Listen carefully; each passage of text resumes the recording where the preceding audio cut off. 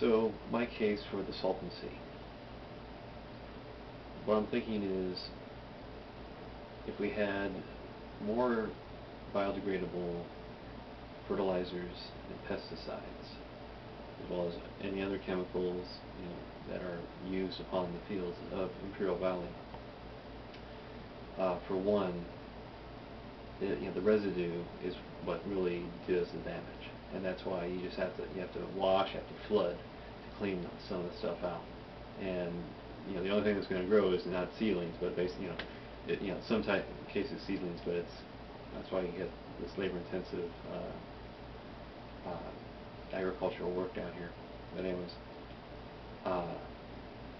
when I was up in Sacramento talking to the staff of the state assembly and senate, one of the bills was to support this use of biodegradable fertilizers and pesticides. And in the case of Imperial Valley, what that means is that since we have these drainage canals, which they're dead. When you look inside of them, nothing grows inside of them much, except like in some cases algae and palm scum.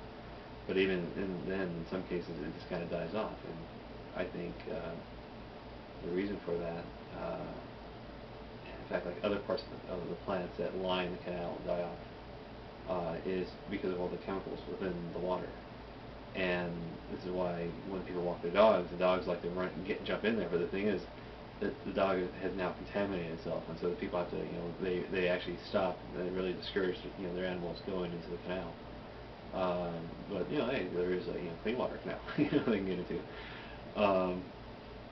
So the in ducks and waterfowl and other animals, they just get in there. But so it does keep the mouse and the rat population down. But then again, we have all these stray cats, which are everywhere else. Interesting thing I noticed in Hawaii was that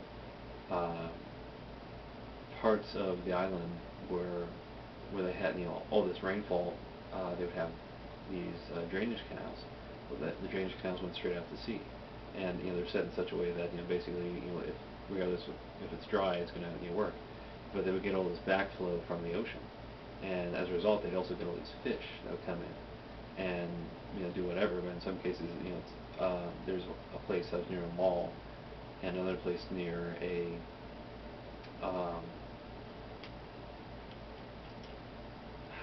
the arena, the stadium, and I noticed a couple of occasions that you'd see a lot of fish. Then you'd also see a lot of cats at night and over by the mall.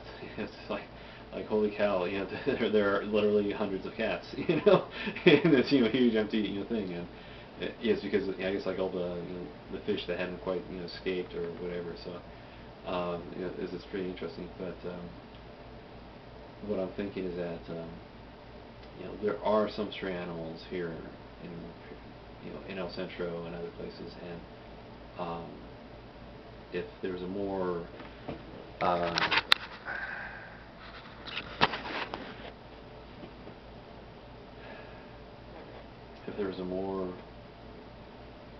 clean, earth-friendly, and just really downrange,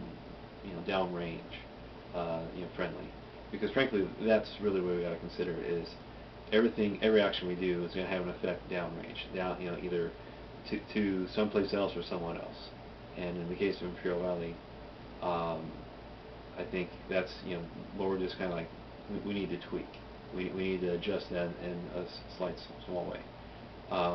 In the case of the Salton Sea, it gets too salty, and so why does it get too salty? And it's like there's certain things we do for that as well, but you need wetlands, you need plants that can grow and exist at the place where these drainage streams, which is the New River and the Alamo River, and which is meaning that okay, one is the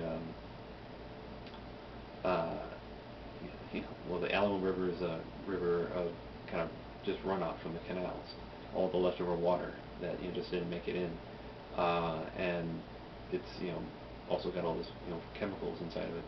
And then you also have, that also is what's in the New River, but on top of that, the New River is also this river sewage, coming out of, Mexicali. So what can you do about it? And, if you let nature take its course, instead of messing with nature, to a point. And it's like, you basically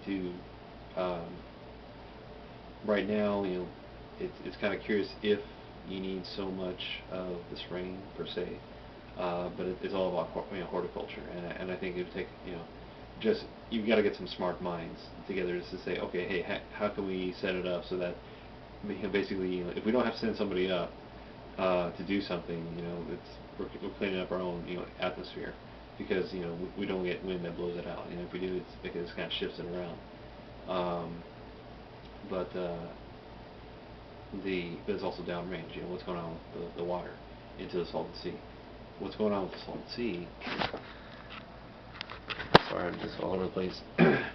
Is that because it's receiving this dead water into it, and it's killing water. That's why the fish just fall away, and birds, they get less and less. Like, why? Because their offspring, their eggs are. So that's part of like the idea of a source of income. But if you deplete them with Salton Sea, you have to look at the source, and so that's where those two rivers come in. The result is that you can have more vegetation grow and develop around the Salton Sea, instead of it just being the salt sink. If the water is good enough to feed vegetation, any sort of vegetation, weeds, and really that's where you got to start, is weeds, because it's just the plants that can gobble up just whatever sort of soil they can, but they die, and other stuff moves in its place. But it's vegetation is a sponge. If there's plant matter in a place, then life grows.